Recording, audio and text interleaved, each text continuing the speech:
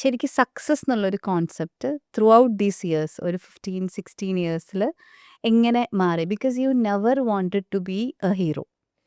ഈ character artist എന്ന് പറയുമ്പോൾ സക്സസ് എന്ന് പറയുന്നത് it it depends on many things. നമുക്ക് എപ്പോഴും വർക്ക് വരുന്നുണ്ടോ, നമ്മളെ ലാസ്റ്റ് സിനിമ ഹിറ്റ്, ഇങ്ങനെയൊക്കെ ആയിരിക്കും. സക്സസ് എന്നുള്ളൊരു point through out these years എങ്ങനെയാണ് ചേഞ്ച് ആയത്?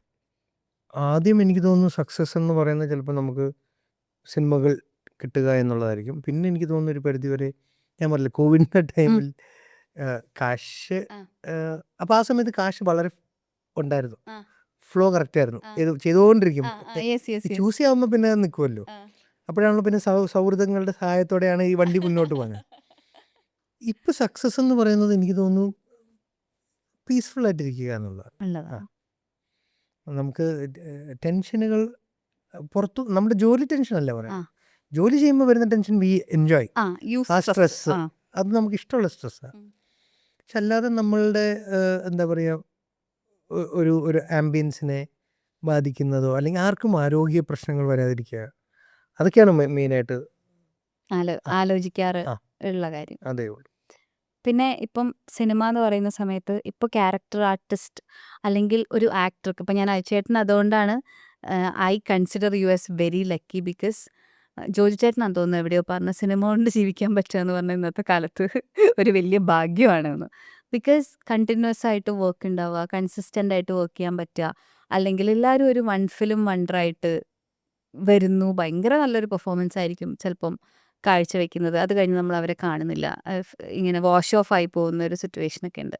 അപ്പോൾ സത്യത്തിൽ മലയാള സിനിമ കണ്ടന്റ് ഡ്രിവൻ ആണ്, ചുറ്റുമുള്ള എല്ലാവരും പ്രകീർത്തിക്കുന്നുണ്ട്. ഇപ്പം അയച്ചേട്ടൻ തമിഴിലൊക്കെ പോയപ്പോൾ ഒബ്വിയസ്ലി മലയാളത്തിൽ നിന്ന് പറയുമ്പോൾ അവർക്കൊരു സ്പെഷ്യൽ റെസ്പെക്റ്റ് ഒക്കെ ഉണ്ട്. ബട്ട് എത്രത്തോളം സിനിമ ഒരു കൺസിസ്റ്റന്റ് സ്പേസ് ആയിട്ട് അജിച്ചേട്ടന് ഫീൽ ചെയ്യുന്നുണ്ട്? വളരെ ഡൈസിയാണത് സിനിമ. കാര്യം ഞാൻ വീണ്ടും ആദ്യത്തെ ഉത്തരത്തിലോട്ട് പോകുന്നു. ഭാഗ്യം എന്ന് പറഞ്ഞ ഒറ്റ ഫാക്ടറിൽ ഇവിടെ നമുക്ക് സിനിമ കിട്ടുന്നത്. നമുക്കൊരു ഒരു ഒരു ജീവിതത്തിൽ നമുക്ക് മുന്നോട്ട് പോകണമെങ്കിൽ കാശ് അങ്ങനത്തെ അല്ലേ, സർവൈവ് ചെയ്യാൻ പല ഫാക്ടേഴ്സ് ഉണ്ട്. അതിന് സിനിമ ഒരു എത്രമാത്രം നമ്മളെ സപ്പോർട്ട് ചെയ്യും എന്നുള്ളത് കണ്ടറിയേണ്ടത്. എപ്പോഴും നമുക്കങ്ങനെ വിശ്വസിക്കാൻ പറ്റും. ഒരു പ്ലാൻ ബി എപ്പോഴും നല്ലതാണ്. ഒരു പ്ലാൻ ബി നല്ലതാണ്. ഇപ്പം എനിക്ക് അല്ലെങ്കിൽ എൻ്റെ മലർവാടിയിലെ സുഹൃത്തുക്കൾക്കൊക്കെ കൊണ്ടായ ഒരു പ്ലാൻ ബി, എന്ത് ജോലിയും ചെയ്യാൻ നമ്മൾ വില്ലിങ് ആണ്. ഇപ്പോൾ കോവിഡ് വന്നപ്പം ഞാനും പകത്ത് ഒരു ഹോട്ടലൊക്കെ തുടങ്ങാം ഓൾമോസ്റ്റ്. കാര്യം ഭക്ഷണം നമുക്ക് ഇഷ്ടമുള്ള ഏരിയ, നമുക്ക് 100% എന്താണ് കൊടുക്കാൻ പറ്റുന്നത്, നമുക്കിഷ്ടമുള്ളൊരു കാര്യം, അതാണ് നമുക്ക് കേറ്റർ ചെയ്യാൻ പറ്റുള്ളൂ. അല്ലെങ്കിൽ നമുക്ക് ജോലി ചെയ്യാൻ ഇപ്പോൾ വണ്ടി ഓടിക്കണോ, നമുക്ക് വണ്ടി ഓടിക്കാം, വണ്ടി ഓടിക്കാൻ അറിയാവുന്നൊരു കാര്യമാണ്, അത് ചെയ്യാം. വേറെ പഠിച്ച ജോലി ഇപ്പോൾ എനിക്ക് ചെയ്യാൻ പറ്റുമെന്ന് എനിക്കറിയില്ല, പക്ഷെ നമുക്കറിയാവുന്ന ജോലിയിലോട്ട് പോകാൻ നമുക്ക് മടിയില്ലാത്തവരാണ്. അപ്പം അത് ഞാൻ എന്തുകൊണ്ട് പ്രൊഡക്ഷൻ ചെയ്തു, ഈ മേഖലയിൽ തന്നെ മറ്റു ജോലികൾ ചെയ്യാൻ ശ്രമിക്കുന്നു.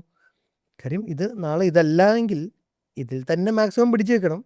ഇനി ഇവിടെ മുഴുവനായിട്ട് പോകുകയാണെങ്കിൽ നമുക്ക് നിൽക്കണ്ടേ, എക്സിസ്റ്റ് ചെയ്യുക എന്നുള്ളത്. ഇന്നിപ്പോൾ നമുക്ക് അറിയാം, നമുക്ക് യൂട്യൂബ് എന്ന് പറയുന്ന ഒരു വരുമാന മാർഗം അത്രയ്ക്ക് അങ്ങ് അല്ലെങ്കിലും നമുക്ക് വരുമാന മാർഗങ്ങൾ ഉണ്ട്. അപ്പം അതൊക്കെ നമുക്കറിയാവുന്ന ചെയ്തു വരുന്ന തൊഴിലിൽ കണക്റ്റഡ് ആയിട്ടുള്ള എല്ലാം ശ്രമിച്ചിട്ട് പറ്റിയില്ലെങ്കിൽ ഞാൻ ഈ പറഞ്ഞ ഓപ്ഷൻസിലോട്ടൊക്കെ. സൗഹൃദത്തെ കുറിച്ച് പറയുന്ന സമയത്ത് കടം വാങ്ങി നിനക്കൊരു പരിധിയില്ലേ?